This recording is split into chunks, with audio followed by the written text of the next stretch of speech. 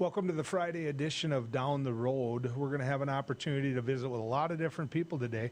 We're going to talk about immigration. We're going to visit with Dave Chapman. He's an attorney, and he's an immigration attorney. We'll talk to him about some of the opposition that people have towards some of the border crisis. I know that that's happening on both sides of the aisle. Travis Dunn's going to join us a little bit later. Travis, you might recognize that name. Played for, in those days, the University of North Dakota Fighting Sioux. Now he does a radio show called Around the Rink. And basically, well, he was on a University of North Dakota national championship team. University of North Dakota actually going into the Sweet 16 now, and we'll find out how they do tonight. But first, he's a state representative from District 7. Our window is small. We get to visit with him for a little bit. He's about as busy as anybody can be, and that's State Representative Rick Becker. Representative Becker, good to have you coming down the road with us. Thanks, Joel. I'm happy to be on. That's a face and a voice that many people are familiar with here on Beck News. And so, you know, I think we've done this before on your show, and my only condition was you had to be on my show.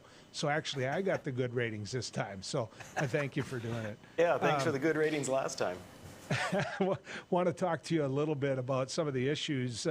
But, you know, in the beginning, I want to give you a chance to respond to what I said, which is that, you know, many of the conservatives out there, and I named a number of them, but you were one of the ones I named, were individuals that are really anti-government. They don't think government should be involved in their life, and yet they receive some of those PPP dollars. And I think it's only fair to let you respond to the charges I made yesterday, which is that I believe that that's hypocritical, that when you don't like the government and yet you take money for the government, that isn't your motto. That isn't what you believe. And I want to give you a chance to respond to that, Representative. Yeah, you bet. I'm glad that you brought it up. Hey guys, also, if you can take the echo out of my ear, that'd be great. If you can't, fine. I'm glad you asked. I know that it's going to come up. People talk about that. People indicate that it's hypocritical, as you did. And I actually stand pretty firm on where I'm at with this and comfortable. You're right. As a conservative, I believe very much that limited government and policies that create a limited government provide for the freest and most prosperous society for all people. As a citizen and as a legislator, I advocate for those types of policies for a very limited government. As a businessman, I work within the framework provided for me. Whatever that system is that currently exists, that's what it is, and that's what I work in. If, for example, Joel, if you look at the 2011 flood, I was flooded out, and I took a rebuilder loan. Now, you could say, well, geez, wasn't that a subsidized loan? You could have taken out a 5% loan instead of the 1% loan. That's true, but that would be kind of stupid. Additionally, I believe it was in 2013, there was a bill to forgive those loans. My loan was about $100,000. I got up on the floor and I advocated against it, which, if it had passed, would have saved me $100,000. It got killed, and I'm happy to pay that. So I advocate for those policies, but whatever the system is, that's where I work. Social Security, horrible system, but I'm paying into it. When it comes around, if it still exists, I'm going to take my Social Security. Looking at income taxes, mortgage interest deduction, I think is a bad idea. In fact, almost all deductions, I think, are bad ideas. But I take them because it would be dumb for me not to. North Dakota has this charitable donation. If it's over $5,000, you get a much larger percentage back as a deduction. I think that's a horrible idea for many reasons we don't have time to get in on. But I still used it, and I gave $10,000 to the hospitals, and I gave $10,000 to the Heritage Center, and I gave $10,000 to private schools because I'm working within the system. Ethanol subsidies, I hate them. When I fill gas, I'm not leaving coins at the gas tank because that's what the system is. Public schools, we could go on and on and on. That's the system. So when PPP came around, I don't think it's right. I don't think it should occur. But when it came around and they're saying, hey, look, and by the way, you said I did very well or continue to do well. You know what I was doing the week of March 23rd? I was calling attorneys, bankruptcy attorneys, because I thought there was a very significant likelihood, because the governor closed my bars, closed my restaurant, and there was talk about closing elective surgeries. And if that had happened, I would have gone bankrupt. So you bet your butt I was looking at PPP loans. Now that stuff didn't happen. Nevertheless, you've got the federal government borrowing trillions and trillions of dollars, and they're spreading it around. They're having a hard time getting rid of it. I have an opportunity to do this as a business person. I would be crazy not to. You say in your segment yesterday, you indicated the North Dakota taxpayers are paying for that PPP loan for me. I tell you what, that PPP loan is a small percentage of what I pay every single year in income taxes to the federal government. So where is it that other people are paying for my loan? Why aren't we saying I'm paying for my loan and I'm paying for a bunch of other people's loans on top of it? So that's the system. To indicate that if you believe in small government, then you should work to your every disadvantage relative to everyone else in society, I think is silly. Now, as a citizen and as a legislator, I still advocate for all of those things, and I still will, just as I did in 2013 when I advocated against my own best financial interest to try and close down that forgiveness of the loans. Okay, let me take a shot at that. Sure. Number one, I own a business as well. Most people don't know that. It competes a little bit with my professional business that I do for the salaried one I do, but that's fine. I didn't apply. I didn't take it because, quite frankly, I didn't feel it was fair for me to take it. Now, in the bar industry, I can understand a little bit. In the elective surgery industry, not so much. But one of the conditions that's upset me the most about PPP is it's supposed to be a loan. And what PPP is turned into is a little while later, you file for a grant. So I have to ask you, are you going to file for or accept it at a later date as a grant? You bet I am. Yep. Okay. So here's my point. You have the ability to not be involved in it. That's your choice. Everybody can say it's a lot like a farmer, for example, that will sit down with me and they'll say, I just hate the federal government. I hate the federal government. I actually know farmers that don't involve themselves in the federal government's plan when it comes to agriculture. That's a choice they make. Yep. That is. But and when they complain to me about the government, I'm much more apt to listen to them than when somebody, and I'm going to give you a perfect example. I know an individual that has received over $1 million in PPP dollars, and he bought a home in Phoenix with it. Now, you have to admit, Representative Becker, many of the farmers, because you track it, you vote with them sitting down right next to you, they're sitting in a situation where they're not exactly, as you put it, talking to an attorney about bankruptcy laws. Now, do you think that everybody, because it's under the system, should just get this money sent to them? No, I don't think so. I just like I was against the forgiveness of loans when it came through North Dakota, and I had the ability to do something about it, I'm against this. Representative Berg, when he was a congressman, when we had that flood, advocated for having the flood insurance contracts be retroactive. I was against that. But if that had been the case, that would have occurred, I would have taken advantage of it, because that's what you do. See, the system is, I am forced to give a huge amount of money to the federal government. I don't have a choice in that. So I can't play outside of the system. I can't pick, hey, Rick Becker's system says he only pays this much. And then I don't do federal programs or take federal money when they dole it out, like the master that they are.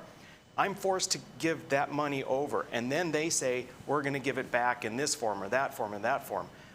It makes no sense to me at all that I should weaken myself financially or as a business person or politically.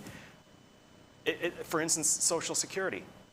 Should a person who doesn't believe in Social Security the way it's set up, it's a complete Ponzi scheme, if you believe that it's wrong, should each person that thinks it's wrong not take Social Security, even though they paid into it their own money?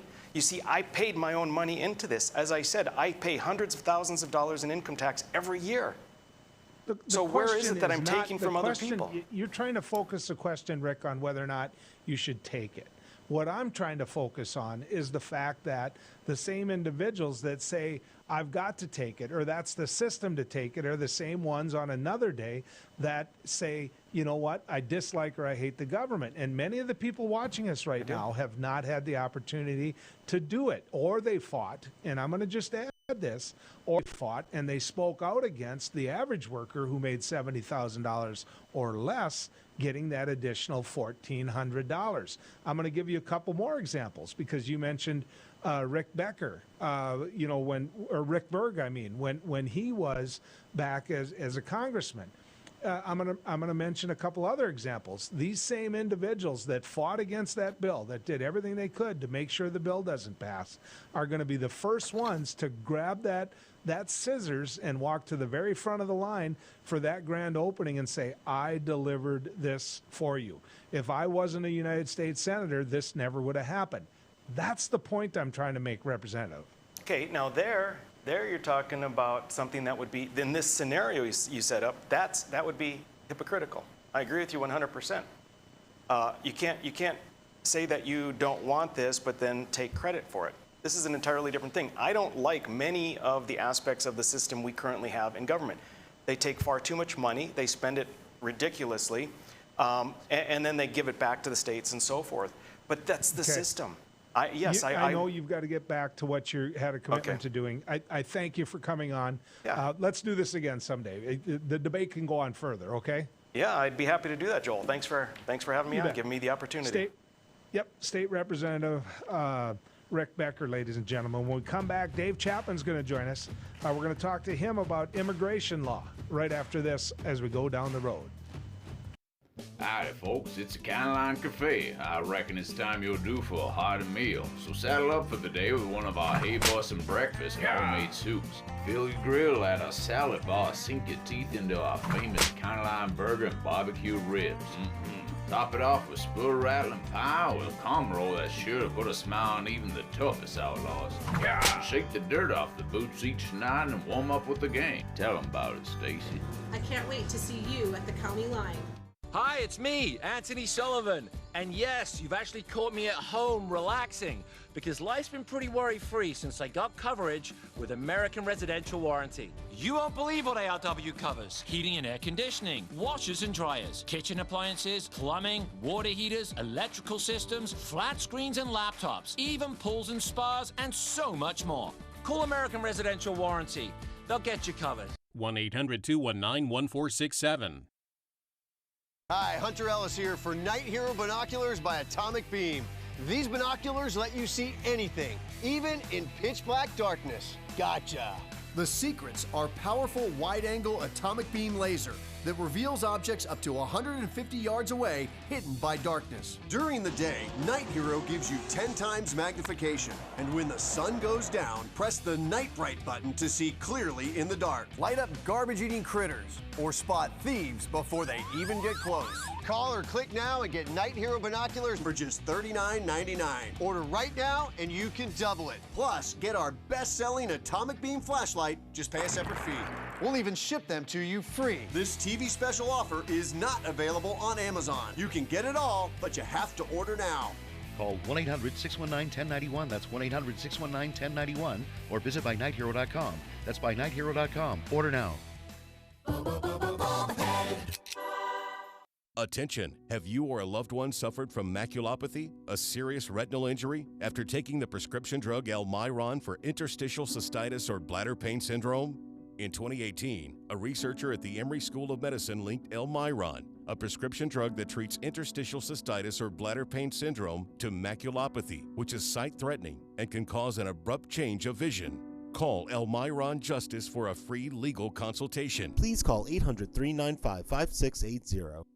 Non-attorney spokesperson. This is a paid advertisement for legal services sponsored by Nightline Legal. Cases assigned on a random basis to participating law firms. This drug remains approved by the FDA. If you or a loved one regularly took Zantac and were later diagnosed with cancer, call right now. You may be entitled to financial compensation. Potential cancers include bladder cancer, colon cancer, kidney cancer, stomach cancer, liver cancer, pancreatic cancer. Do not stop taking a prescribed medication without first consulting with your doctor. Discontinuing a prescribed medication without your doctor's advice can result in injury or death. Call 1-800-230-9210.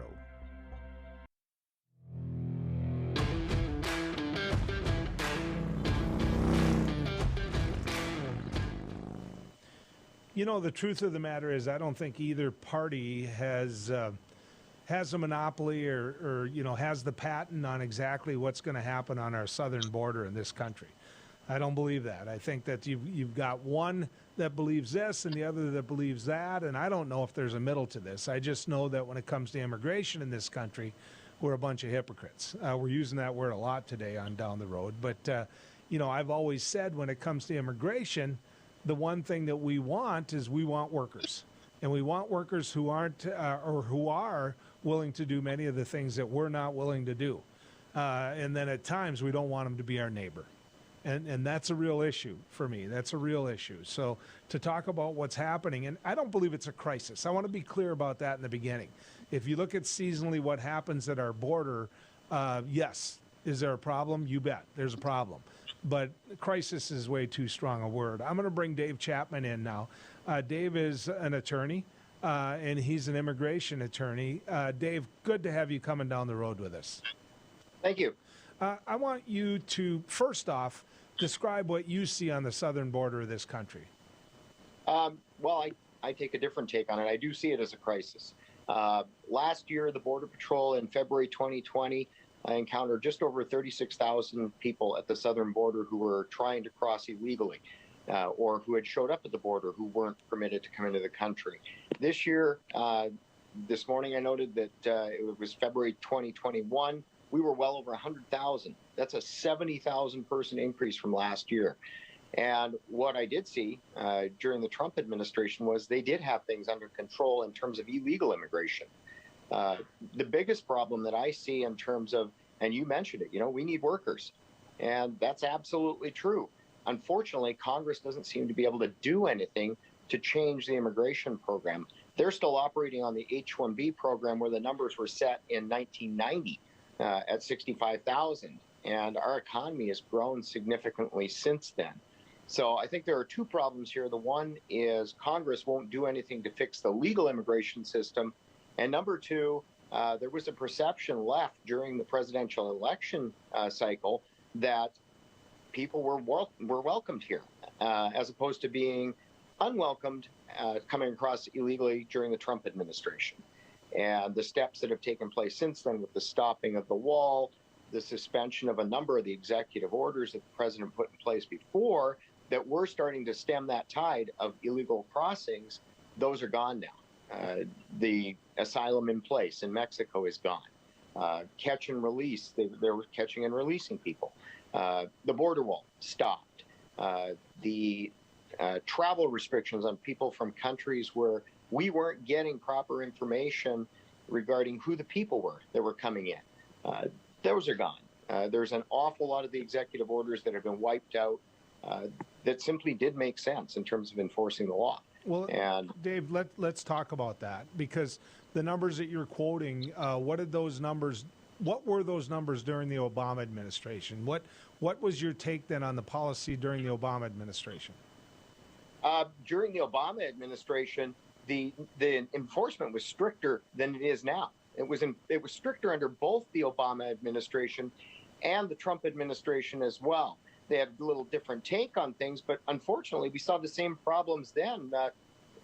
President Obama, I'm sure, didn't want to put in place DACA on himself or by himself. I'm sure he would rather have had legislation through Congress, but Congress couldn't legislate anything. They could never come to an agreement. And what we saw with President Obama was putting in place the DACA program, which essentially created another classification for immigration for people who were here since they were children and who are now adults. So there was more enforcement. Deportation of criminal aliens was concentrated on during the Obama administration. That's been lessened during this administration. And it was also focused on during the Trump administration. Well, and I would add to that during the campaign following directly following in the 2016-2017 race, the one thing that was brought up consistently was this issue, as though Barack Obama had done an absolutely terrible job vis-a-vis, we're going to build a wall. Mexico's going to pay for that wall. I went down to Arizona. There was a wall there where I broadcast from, south of Tucson, and what I saw was, in visiting with the individuals who pointed out quite clearly on my radio show, that they were conservative, very conservative. and they didn't see that a wall across the southern border was going to work. In fact, they had many examples where the wall didn't work. These were individuals, Dave, that were leaving pickups in their driveway, older beat-up pickups with keys in them, because they'd get them back. It's just somebody'd come in and steal them. You could use the word borrow, but it's really steal their pickup. And, that was the type of life they were living. They found people in the desert that had died because they didn't know how cold it got at night. So to pretend that there's not illegal immigration is not the reason that I say what I say. I recognize it. But when you look at what the Biden administration has done, isn't it just a statement in relation to what the previous statement was after a political race? Isn't this just one way of saying, look, you took it too far, you went too far, and now I'm going to go this far, and like I began with, there's nobody talking from the middle? Well, there was a lot different atmosphere to the way that this was discussed during the presidential election, the past one, because the atmosphere was created that Donald Trump was anti-immigration, didn't want immigrants, didn't want anybody here, when in fact what he did was wanted to support legal immigration. I do fault Barack Obama for one major thing, and that is catch and release. And I don't think people realize exactly how big a lure that was to people. Catch and release involved, if you came across and you were a family unit, they would release you into the country. And I saw a lot of these cases where people would come into my office and they had no hearing date. They'd have a notice to appear with a date, with an address on it. They may move from that address, may not file what's called an AR-11 change of address, and they just weren't coming up for court. And in the case of a lot of people, this catch and release, they were released into the community and they had either criminal issues or other issues in their background that people didn't know anything about. So catch and release was absolutely horrible. That I have to fault President Obama for. He did enforce the deportations of criminal aliens, and I saw no change in that process while I was practicing during his administration as opposed to the Trump administration, both tough. I'm not sure what they're going to be like now, but they have actually issued kind of almost like a pause in deportations, which includes criminal cases. I want to go to two different places with that, though. I want to go to why they're coming, because the one thing during the last administration we talked about was no foreign aid. When it came to Central America, which is where many of these people were coming from, we weren't doing what we could to make sure they were successful, so they stayed there, quite frankly. And the other thing that happens is, you mentioned a criminal record. The studies that I've seen show by far the percentage of people who have came into this country end up working in this subculture of, illegal aliens that come into the country, but they work. They work. So let me ask you this. First off, should we be investing money in those Central American countries so the problem doesn't come our way north? And number two, should we be charging those individuals who hire people that they know are not American citizens and not here legally, should the person that's hiring them be thrown in jail? Yes, and I have to agree with you, in terms of the people that are coming up here, the vast majority do not have criminal backgrounds, and they are hardworking. So that I don't dispute. In terms of what we should do in South and Central America, back in the early 1960s, we had John F. Kennedy's Alliance for Progress. And it was to try and help Central America and South America to prosper. And I think we do need to emphasize that sort of thing in the future. And yes, I do definitely think we have to go after the source of the problem, which is the employers who knowingly hire these people. I think that we in the North Country believe it isn't here. I think we do. I think that I can give you many examples of where it is here in the agriculture community, in the production and the building communities that we have. I think that we're being incredibly naive if we don't think it's right next to us. So in the little bit of time you have left, fix it. What would you do? What would I do? I would overhaul that entire system and make agricultural jobs a little bit more available. Right now, that H-2A program is almost unusable for farmers. I would also increase the H-2B temporary worker visas because we need those workers here. And that's been shown over the last while. North Dakota, look at our unemployment rate, how low it was before the pandemic. We need people, and they can't find them.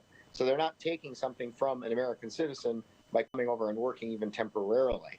So I think they've got to modernize that system. We're still working on the 1952 Act that's slowly been modified over the years to adapt it to current situations, but it's just not adaptable any longer. Dave, this was fun. Thank you. Appreciate you coming on. Thanks a lot. You bet. Bye. When we come back, Travis Dunn, champion from the University of North Dakota, now a talk show host, which means he's incredibly bright. We'll visit with him right after this as we go down the road.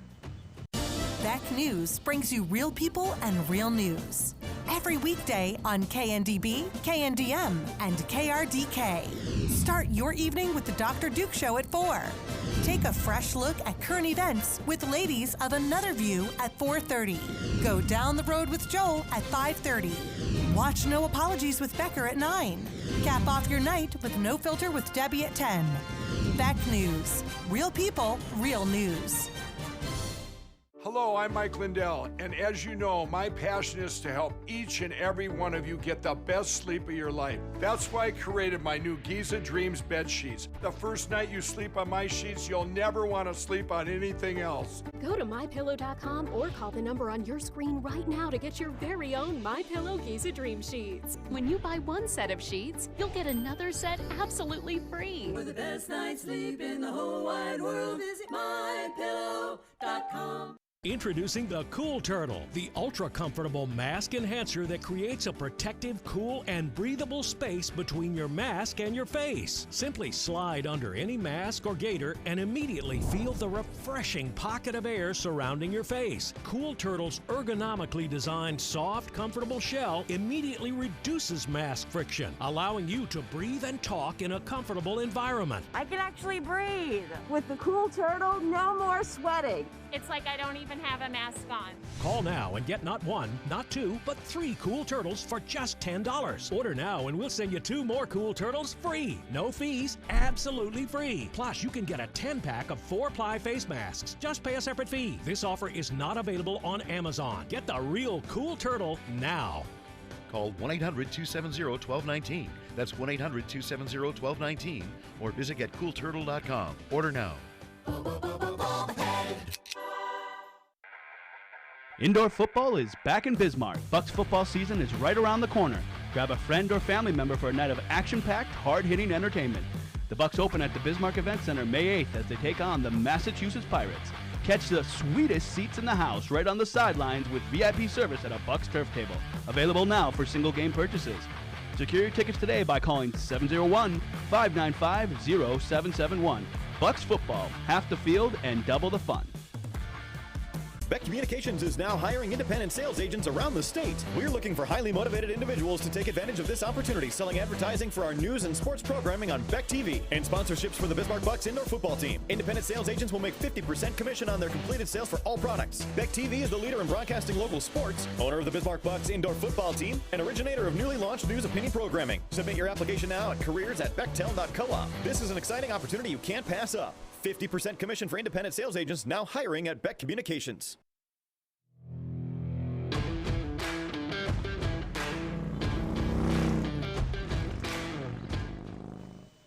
Welcome back as we head on down the road.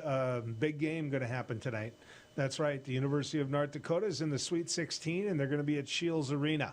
And I've got a friend. He does a radio show called Around the Rink. His name is Travis Dunn.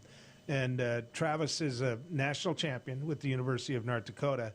Well, I'm about to ask him how tall he is and what he weighed in college, but I don't know that as a defenseman I would have wanted him hitting me. Travis, good to have you coming down the road with us. I appreciate it. Should be coming down the rink. Yeah.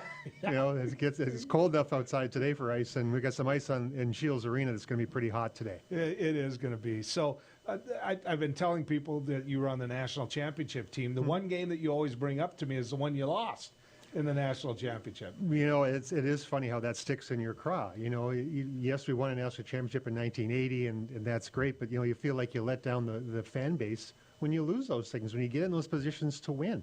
And in 78, 79, we lost the Golden Gophers, Herb Brooks' coach team with, you know, the Strobels, the McClanahans, and all those guys that went on to the gold medal the next year in 1980.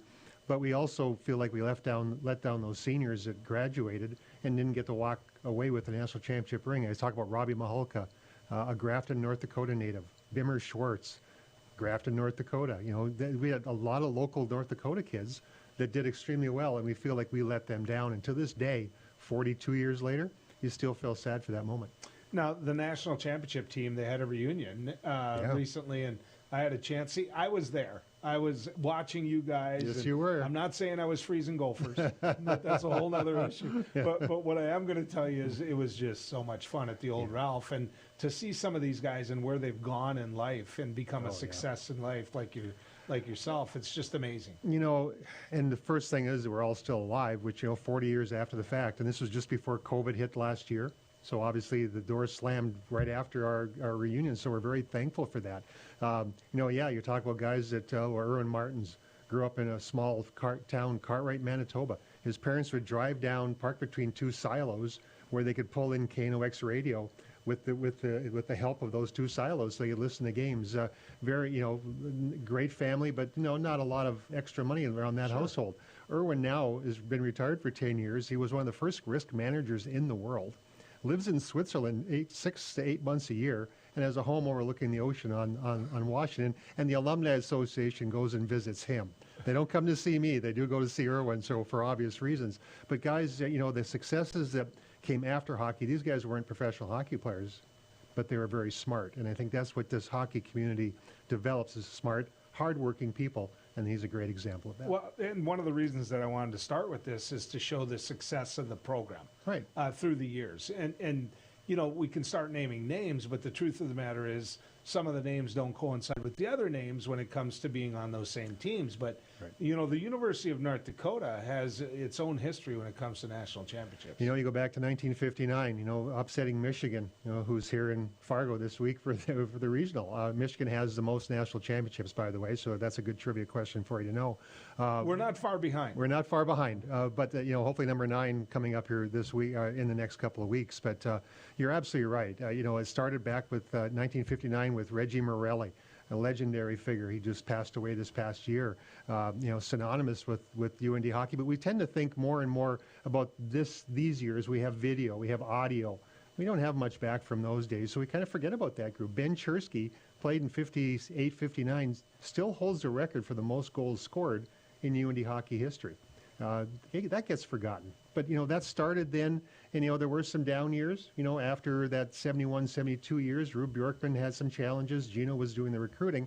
When Gino took over the program from that point, it really did change. But people forget and you remember this, when Gino was hired, there were a lot of people that weren't very happy about Gino Gasparini. You had Ned Harkness, Marshall Johnson. These guys had lineages in hockey, professional hockey. They'd be way better than Gino Gasparini. Well, Gino, being the little man that he is, and I don't mean little in aura sense, he's very big, but a 5'8" Italian with a big chip on his shoulder, he took it from that point, and then obviously very quickly had tremendous success. And from that point on, this UND hockey program is a direct result of that. What do you say to people that say, it's just a Canadian team, it's all Canadian players? What do you say to the other college teams who say that? If you look at all the rosters across college hockey, it's probably going to be 50-50, and UND is about that. Again, I go back to 78, 79. We had 2 guys from Grafton. We had Charlie Burgraff, Frank Burgraff from Roseau, Minnesota. We had David Christian from Warroad. We had a lot of, a lot of Americans on our team. Billy Himmelwright was from Bemidji. We had a lot of Americans, 50-50 basically all the way through my 2 years. And if you look at the rosters, there might have been years that tipped a little bit heavier Canadian. But, since the American process of developing hockey players has grown so dramatically, USHL, a great example of that. The number one league now where they're drafting former potential NHL players is the United States Junior Hockey League. And most of them were American. And if you look at those rosters and the development of those players, there's no difference in the skill. You might have a Canadian flag on your helmet or your pocket, but your hockey brother's on the ice, and it doesn't matter. You want to win as a teammate. You don't care where they come from. You just want to be damn good and win, and that's all it comes down to. Last year, the University of North Dakota had the best hockey team in Division I college hockey, bar none. I mean, they were headed towards good things in the playoffs. If everything fell right, I get that. You can always get beat in a playoff game, but man, to not be able to see that team because of COVID get to compete for that national championship. And now to see the, what is it? About 3 of those individuals were seniors. They're gone. Yeah, Cole Smith, what example, playing for Nashville Predators. Cole Smith, you talk about a great example of a young man from Brainerd, Minnesota. He was looking for a place to play, couldn't find one out of high school. Ended up going to the Manitoba Junior Hockey League, playing for 2 years, walking on basically at UND, maybe preferred walk-on, and being really integral in that team success throughout. One of those guys you call the glue guy. You've played football. There's always a guy who's the glue. Cole Smith was a guy who was the glue, kind of held everybody together, and when he spoke quietly, but everybody listened. Then playing for Nashville now, a great success story. Sad to see them not have the opportunity, because you only get the one chance, maybe 2, whatever. They're very special when they occur to get the chance to play. When you're in the Sweet 16 like they are now, you have to grab that. You have to grab that and run with it, because you know what? Those opportunities don't come along very often. Yeah, when you look at this year's team and you look at what Brad Berry's been able to do, Brad Berry's, to me, this individual, that tough, hard-nosed coach, but somebody who likes to be out there, clearly loves his players. On any given day could be shoveling ice off the rink at the same time that he's making them go an extra hour. I mean, he's just all around just a hockey guy. If you talk to the players that play for him, they call them Bubs. Don't call him Coach or whatever the moniker can be used. They call him Bubs for Bubba, of course, his nickname. He's like a dad. He's like a friend. He's tough. They understand that. He's a coach. They understand that. But he's someone they can rely on. And I think that trust goes from the top down to the bottom. They trust each other. They trust their coach. And they trust the process that they're part of. And they also trust the lineage they're part of as well. They trust the fact that, these guys back in the 80s, last year when we met these guys who won the national championship back in 1980, boy, we want to be like them, and we want a 40th year reunion. They don't have reunions for teams that don't win. Yeah. They want that. And Bubs explains that and has taken that and really included a lot of the older folks, old alumni, in that and helped them understand. Although one thing I had Tyler Cleven on my show last week. Young man's done quite well, young Fargo man. And I asked him, I said, well, who was UND's first UND Hockey All-American? He didn't know that answer. Kind of disappointed me, to be honest with you. It is John Noah. Oh, really? John Noah was Fargo. UND's first, and he was not born here, but he lived here for a lot of years and helped develop hockey in the city of Fargo. I think we need to, I think Bubs needs to work on that a little bit. Not busting on Tyler for not knowing that, but that's part of the history that you're part of, and you should really realize and understand that. To me, some of those great players that went on to play in the NFL, NHL. I mean, those great players love coming back. Oh yeah. I mean, that tells you what they think about the university. They love to come back. I saw that when you let me hang out with you with the national champions, last year. I mean, they love coming back and they love North Dakota. Well, it takes you back to your youth. They're really, they say the best years of your life. Yeah, there was some studying involved. But, that's the best years of your life. And we had the opportunity to be not only the best years of growing up and going to college and hanging out with the friends in the dormitory, like, you had Dan Brennan as a suite mate. Trouble. Little trouble, that's right. But, that part, you live those memories, of course, and then you live the memories of being on the ice with your friends. Dougie Smale, Phil Sykes, down the list you go. I was talking to Troy Murray last week on my show, and we're talking, next year's their 40th for the 1982 team. He works for the Chicago Blackhawks now on WGN Radio doing color, and he's not sure if he can make it. I said, Troy, you have to make it. You have to come. You have to join your teammates, because this is a once-in-a-lifetime deal, and you really, really should get there, because you'll never regret that coming back for that meeting. Troy lives right across the hall from me in Walsh Hall. And there you go. The guys you hung with. He'd let me wear his jacket out and about. I got to tell you, as long as you wore that jacket and said about every now and then, people liked it. It's about. You got to talk about. Us Canadians talk that way. It's about. Who wins this game? AIC and UND. I think UND does. I'm picking Michigan for the goaltending today. I think it's going to be Michigan UND. And a surprise and a little bit about UND history. I have Quinnipiac coming out of the other brackets all the way to the national championship against UND. There's a guy named Mark Chorney who played at UND, was an All-American. His son plays for Quinnipiac. Oh. So wouldn't that be something to see Marcus Chorney out the ice for playing for Quinnipiac against his dad's alma mater, and his brother's alma mater, were both of them were All-Americans. So that would be really something. But I have Quinnipiac coming out of it. Oh, okay. I know I'm running long here, but you got to tell me, who's the biggest character you ever played hockey with? Oh, Howard Walker, largest aura, the greatest guy ever. Absolutely the You greatest guy can't ever. tell me most of what he said on ice. He didn't speak very loudly. He was a very quiet man. But he made his point. that picture with the hook around the neck, legendary.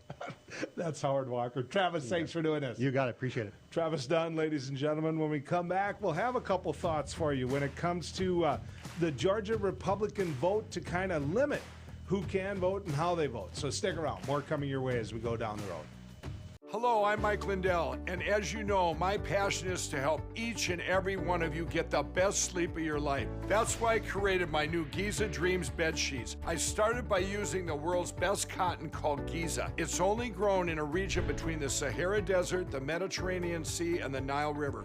It's ultra soft and breathable, but extremely durable. My Giza sheets also include full 21-inch wide pillowcases that will fit over any pillow and deep pocket sheets that will fit over any mattress. The first night you sleep on my sheets, you'll never want to sleep on anything else. Go to mypillow.com or call the number on your screen right now to get your very own MyPillow Giza Dream Sheets.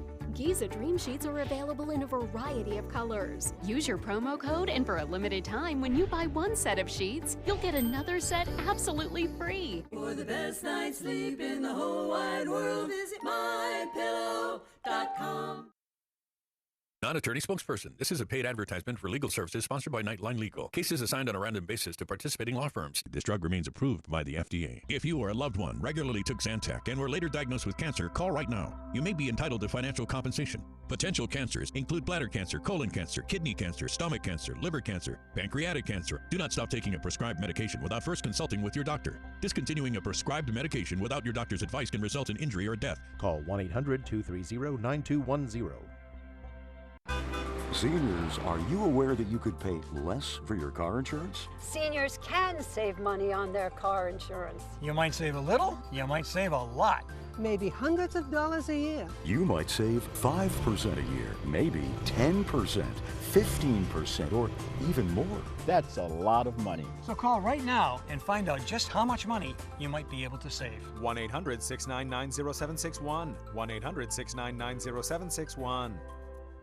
Hi, it's me, Anthony Sullivan. And yes, you've actually caught me at home relaxing because life's been pretty worry-free since I got coverage with American Residential Warranty. You won't believe what ARW covers. Heating and air conditioning, washers and dryers, kitchen appliances, plumbing, water heaters, electrical systems, flat screens and laptops, even pools and spas, and so much more. Call American Residential Warranty.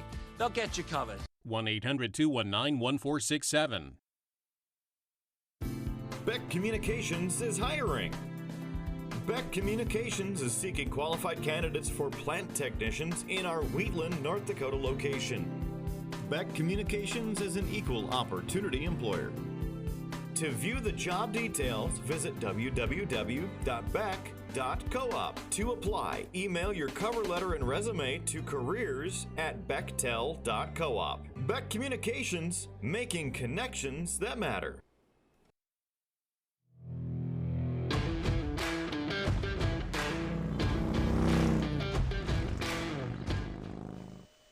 Welcome back to Down the Road. There's a couple of things I'm glad we get an opportunity to visit about. The filibuster, which really plays into what we're going to talk about here. And we'll kind of wrap it up with the filibuster and how that can be a part of fixing this. In other words, the filibuster going away. But in Georgia, and of course, everybody's attention was on Georgia. And I'm not quite sure why, because had Donald Trump lost Georgia, he still lost the election. But he tried to put his stake in the ground on Georgia.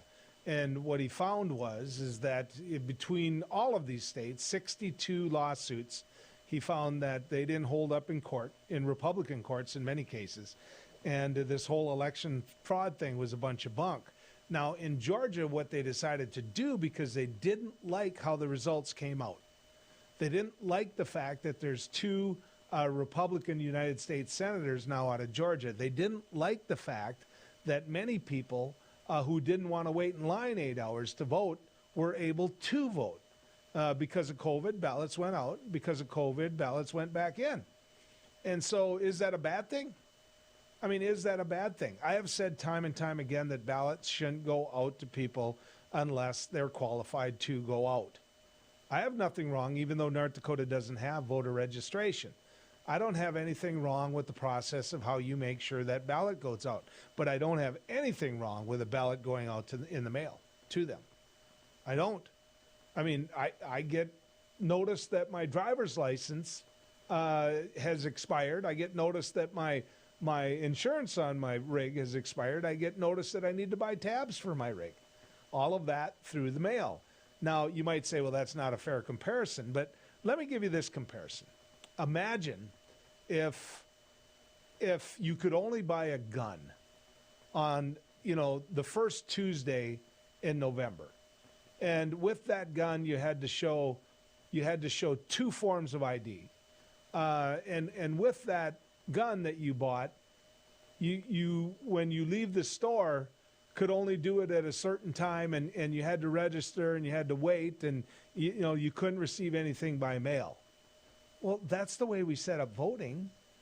I mean, that's the way we're trying to set up voting. And so if we're going to make people vote in person, if we're going to cut down on any opportunity whatsoever for them to vote absentee, then ask yourself this. What are we doing even beyond that to make sure they don't want to come and vote? And when I say they, what I'm talking about, and this isn't targeted to individuals that can just walk into the fire hall like I do and vote. I mean, when I walk in the community center in Hankinson, it takes me as long as it takes me to say hi to the ladies, sign in, show a form of ID, go sit in a chair, go in the ballot box and vote. It's that easy. It's not the case in areas where they don't want it to be the case. And don't kid yourself. They don't want it to be easy to vote. They don't want it that way. And let me give you an example. I mean, what happened in Florida in the Obama elections, people waited for 8 hours at a time to get into line to be able to vote for the individual they wanted to vote for. And most of those were in the metro area, which is why I gave you an example of somebody like me that votes in the rural area, no problem whatsoever.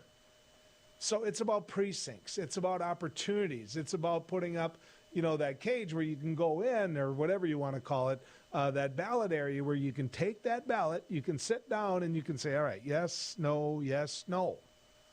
And if you limit those sites to where people would have to wait in line for hours, what you've done is you've told the ones that never showed up that it ain't worth showing up, that you don't want to give up that whole day. Going back to my example of you have to vote that day. It's not right. It's not who we are as Americans. In fact, I would have absolutely no problem with those polling sites being open for a month. Come on in and vote. I mean, come on in. Just like Joel Heitkamp, who goes to the DOT and says, here, in a month, my tabs are going to be expired. I need to make sure that my vehicle is registered. Give me the tabs. I'll give you the money. Okay? What would be wrong with setting up a process where you could vote in a period of time if you're so afraid of them showing up and voting? You don't want them to vote, so you create these long, long lines. And so why are we trying to make it so that people can't vote? I don't get that. The law in Georgia went so far, ladies and gentlemen, to say that you couldn't hand out water in those lines. Now, you might sit there in this northern climate and think about November and say, I don't want water. I don't know that I've ever wanted water. Be in Georgia. Be in Atlanta. Be in southern Florida. Be in some of those areas where, and quite frankly, ladies and gentlemen, this is about black people. A huge part of this is about black people. The metro areas that are being targeted are areas that black people vote. And in Georgia, it showed through. Black people voted overwhelmingly for the Democratic candidate. So what do? We can't beat him. So what we do is we make it so that the people that are voting for him don't vote for him. When you hear people look at the Jim Crow laws, the reason it was called Jim Crow was because of the fact that crows were black. That's what it was all about. It was about America doing what it could to make sure that these individuals that are black couldn't vote. That's who these laws are targeting, ladies and gentlemen. That's who they're out after. And so when you look at this, just look at it and ask yourself, why is your vote any more important than somebody else's? Because that isn't the America that I grew up in. And that's the reason that the fix on this needs to come from the federal government. That's the reason that, no different than the Voting Rights Act and the Civil Rights Act, no different than those, we need to fix this at the federal level. And if people are going to use the filibuster to stop it, if what they're going to do is they're going to sit there and say, well, the rules in the Senate are all about the filibuster, if they're going to use that to stop it, then I would argue with you that I don't care if the rule in the Senate currently is the filibuster. I would vote, if I were Joe Manchin, who's the individual that's really holding this up, and I know Joe Manchin. I like Joe Manchin. I love the independence of Joe Manchin. But if I were Joe Manchin, I would break that filibuster, or I would cross the aisle and say, we're going to vote on this. We're going to vote on this. There's going to be no filibuster. Straight up, straight down, we're going to find a way to vote on whether or not these people are allowed to vote and whether or not they should have to wait in line for 8 hours to do it. When we come back, some closing comments for you, so keep in the car, keep in the pickup as we head down the road. Do you worry about going to the dentist? After all, a visit to the dentist can easily cost $2,000 or more. Well, relax. The Carefree dental card is now available in your area. Call now and we'll send your actual card at no cost today. With the Carefree dental card, you go to the dentist whenever you need and you instantly pay a lot less. Activate your card and you can start using it immediately. From exams and cleanings to more expensive procedures like crowns, dentures, even braces, they're all included with the Carefree dental card. Say you go to the dentist today without any card and your bill is, well, ouch. Wait a minute, let's try that again. You go to the dentist today and show your Carefree dental card, you save $525. The Carefree dental card is just $15.95 a month, so call now and make going to the dentist carefree. Call 1-800-416-5739 to receive your Carefree dental card information kit. 1-800-416-5739. Call now. Beck Communications is now hiring independent sales agents around the state. We're looking for highly motivated individuals to take advantage of this opportunity, selling advertising for our news and sports programming on Beck TV and sponsorships for the Bismarck Bucks indoor football team. Independent sales agents will make 50% commission on their completed sales for all products. Beck TV is the leader in broadcasting local sports, owner of the Bismarck Bucks indoor football team, and originator of newly launched news opinion programming. Submit your application now at careers@bechtel.coop. This is an exciting opportunity you can't pass up. 50% commission for independent sales agents now hiring at Beck Communications. I can't say enough good things about these nano hearing aids. Real people talking about nano hearing aids. The hearing quality is great. Until now, hearing aids used to be too expensive for the average person. Until nano.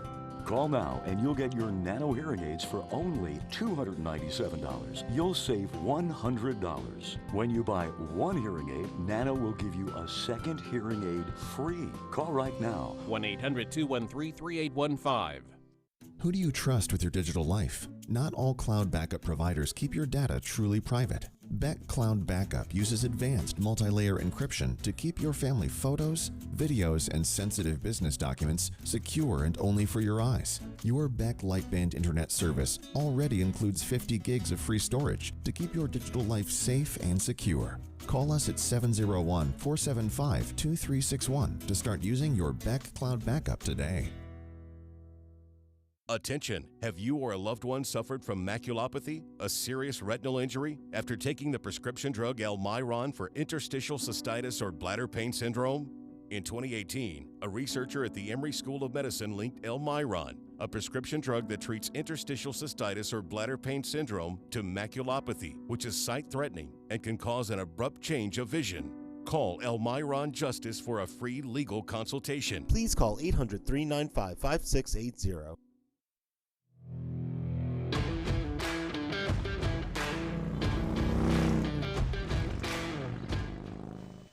Well, this last trip we're going to make down the road until next week, there's a couple things that are going to go on in my life this weekend. Obviously, I'm going to be watching for the winner in the University of North Dakota hockey game. I want to see if they make it to the Frozen Four. which would be a great thing for our state. The one thing that you realize is that even with Bison fans, they cheer, or most of them, cheer for the University of North Dakota when it comes to hockey. There isn't another hockey team at the Division I level, and they like the name North Dakota being in there. So going to be keeping an eye on that. But I live on a little lake, and the lake is south of Hankinson. It's named Lake Elsie. Colonel Hankinson, he built the railroad through Hankinson. Colonel Hankinson named it after his daughter. And it wasn't good for his daughter, what happened in the lake. I think she drowned in there, and that's why he named it Lake Elsie. But it's just a little 400-acre lake that's spring-fed, that's crystal clear, that I love. Absolutely love where I live. But here's what I'm building to. The ice went off. The ice went off this week. And so the first thing I thought about was getting my fishing boat, out of storage. I store it with a friend. I called him. I said, how bad do you got it tucked away? Because he stores pontoons and some other things. And so he said, it ain't that bad. I'll get it out for you. I'll have it out by Saturday. And it's seasonal, right? I mean, I'm an ice fisherman. I got the ice fish house out there. I got the fishing shack, and now I get to take the boat out. And many of you are doing the same thing. It might be on that Missouri River. It might be in places that you can enjoy in terms of that local little water hole. But I will tell you this. It's fun to be out thinking about it again. It's fun to be thinking about what comes along with spring. I saw a couple of guys scratching around this week as I traveled around for my radio show. I saw a couple of guys out there spreading some fertilizer and finding ways to get it into the soil, which tells me that it's warming up a little bit when it comes to that soil as well. So good news. Spring is here. The robins are back. I would suggest to you this weekend, you get out and you enjoy it. It's been good riding with you, folks.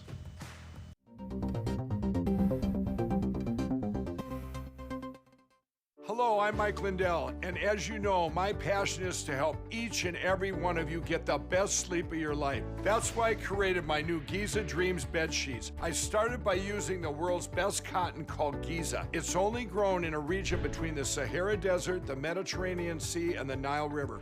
It's ultra soft and breathable, but extremely durable. My Giza sheets also include full 21-inch wide pillowcases that will fit over any pillow and deep pocket sheets that will fit over any mattress. The first night you sleep on my sheets, you'll never want to sleep on anything else. Go to MyPillow.com or call the number on your screen right now to get your very own MyPillow Giza Dream Sheets. Giza Dream Sheets are available in a variety of colors. Use your promo code, and for a limited time, when you buy one set of sheets, you'll get another set absolutely free. For the best night's sleep in the whole wide world, visit MyPillow.com. Big shout out to North Dakota and Beck News, where you can watch the Dr. Duke Show each weekday at 4 p.m. Central Standard Time. North Dakota is one of the last bastions of sanity in our republic. The legislature consistently passes pro-life and family legislation. This session, North Dakota legislature is trying to thwart efforts to allow boys to say they are girls and play on girls' sports teams. Go North Dakota. And thanks for carrying the Dr. Duke Show on Beck TV. Beck Communications is hiring. Beck Communications is seeking qualified candidates for plant technicians in our Wheatland, North Dakota location. Beck Communications is an equal opportunity employer. To view the job details, visit www.beck.coop. To apply, email your cover letter and resume to careers@bechtel.coop. Beck Communications, making connections that matter. Hop in the rig and go down the road with me. We'll cover local and national stories that impact you. What happens with national debt? Does anybody even care anymore? Do you think Governor Burgum truly understands the legislative process? I think he's got a better understanding now than he did 2 years ago. Why in the world are we having a conversation about being anti-vaccination? Down the road with Joel Heitkamp weekdays at 5:30 Central on Beck News and online at beck.news. Beck Lightband Internet is the fastest internet service in North Dakota, outpacing speeds in the largest cities nationwide. Beck Communications planned and built Lightband Internet to bring you a superior, more valuable customer experience. We connect you to family, business, education, and entertainment without restrictions or speed limits. Beck Lightband Internet handles all your digital needs without throttling your connection to the world. Beck Communications, valuable digital connections in rural North Dakota.